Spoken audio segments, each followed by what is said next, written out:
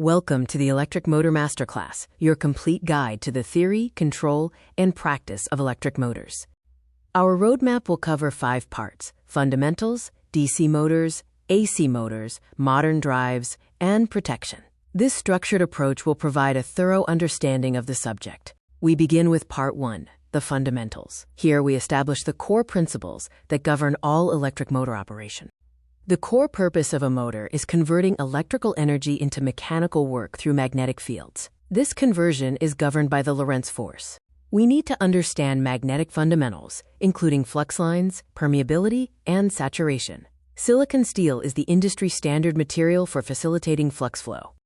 The stator is the stationary framework housing the copper windings that generate the primary magnetic field. Laminated silicon steel layers break up eddy currents to maintain high efficiency. The rotor is the moving part, often employing the robust squirrel cage design. This design uses aluminum or copper bars, shorted by end rings, making it maintenance-free and ideal for high-temperature environments. The air gap, often around 0.5 millimeters, is a critical factor. A smaller gap improves magnetic linkage, but demands extreme mechanical precision to avoid issues like magnetic pull and bearing failure. Motor nameplates define safe operating limits for voltage, amps, and RPM. Full load amps, or FLA, is the most critical value for setting correct overload protection. Insulation life is directly tied to temperature. The 10 degrees Celsius rule states that operating just 10 degrees above the rated temperature halves the insulation life. Industrial motors follow either NEMA standards, which use imperial measurements primarily in North America, or IEC standards, which use metric measurements globally. Duty cycles, designated S1 through S8, define how a motor is intended to operate. S1 is for continuous operation, while others cover short time or various forms of intermittent loading. We now move to Part 2, focusing on DC motors. The DC working principle involves commutation, mechanically reversing current to maintain continuous rotation. Back EMF is also crucial, acting as a generator to oppose the supply and regulate current draw. Brushed DC motors use an armature, commutator, and carbon brushes. While speed is simple to control via voltage, the brushes require regular maintenance due to friction and arcing. DC motor types include series motors for high starting torque, shunt motors for reliable, constant speed, and compound motors, which offer a blend of both characteristics. The DC torque speed curve shows a distinct, linear, inverse relationship between the speed of the motor and its developed torque. Speed control methods for DC motors include armature control for speeds below rated RPM, field control for speeds above rated RPM, and pulse width modulation, or PWM, for efficient average voltage adjustment. The brushless DC, or BLDC, motor is a revolution. It places permanent magnets on the rotor and coils on the stator. Electronic commutation replaces brushes, offering higher efficiency and longevity. Compared to brushed DC, BLDC motors use electronic commutation, achieve much higher efficiency, and require zero to low maintenance.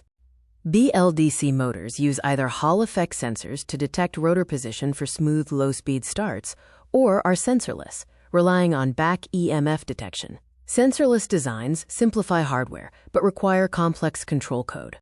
DC motor maintenance involves inspecting brushes for wear, checking the commutator for pitting, and verifying insulation resistance using a megger. DC motors have a significant inrush surge, drawing up to 6 times the rated current at startup. Using a 3-point starter adds resistance to protect the armature.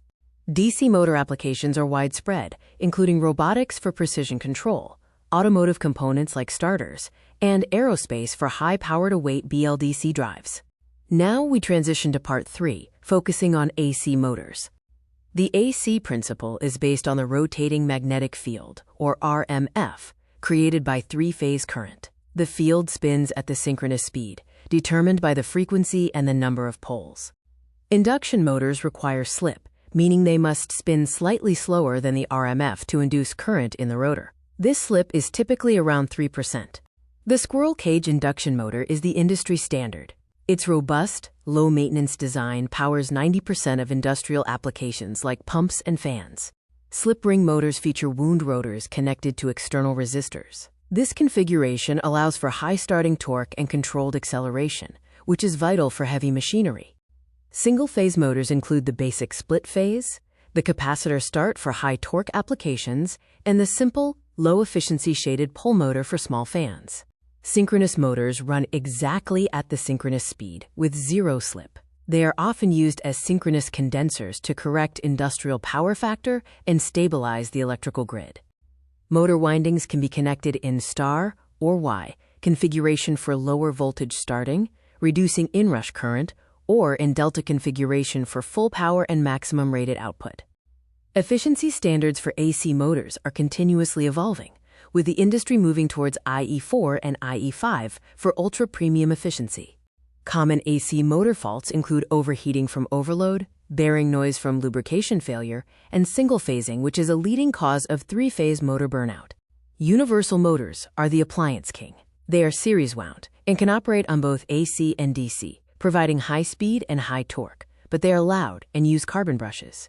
AC motors are widely applied in water systems for high-efficiency pumps, HVAC for large ventilation fans, and lifts for variable speed elevator systems. Finally, we move into Part 4, Modern and Special Motors, exploring advanced drive technologies. Stepper motors move in discrete steps, making them ideal for open-loop position control. They are crucial components in 3D printers and CNC machines, where precision is essential.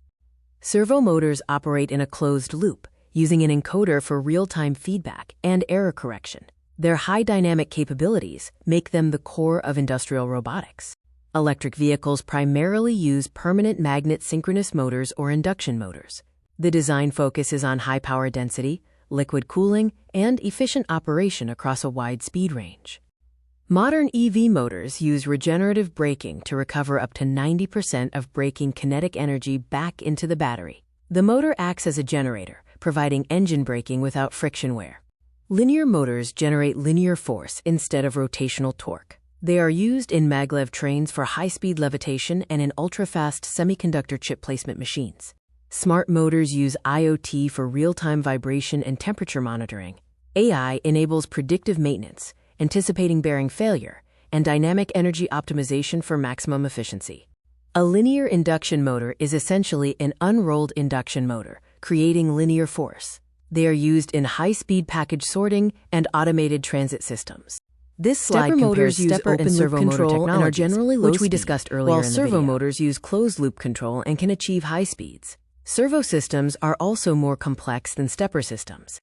We are now moving on to Part 5 of the Masterclass, focusing on control and protection systems for electric motors.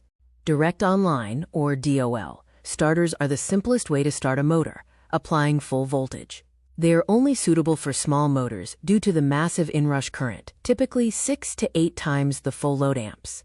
Star delta starting is a common method for larger motors. It reduces the starting current and torque to just 1/3 of the DOL value, preventing grid voltage dips.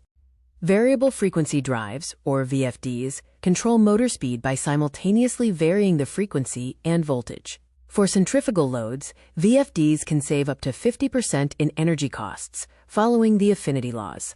VFDs are composed of 3 main parts: the rectifier, which converts incoming AC to DC, the DC bus, which filters and stores DC energy, and the inverter, which uses IGBTs to create the AC output.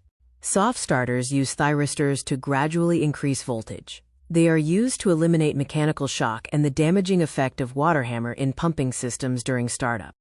Essential motor protection includes thermal overload protection against long-term overcurrent, single-phase protection for immediate trip if a phase is lost, and short-circuit protection for high-speed magnetic trips. Megger testing, which measures insulation resistance, is the primary way to prevent unplanned motor failure. A reading below 2 megohms usually requires immediate cleaning and baking. The motor selection matrix involves considering required torque, speed range, environment, and the return on investment for high-efficiency motors like IE4 and IE5. The IP rating indicates protection against solids and liquids. For example, IP55 signifies protection against dust and water jets, while IP66 is dust-tight and protected against powerful water jets. When troubleshooting faults, noise can indicate bearing failure or a loose fan.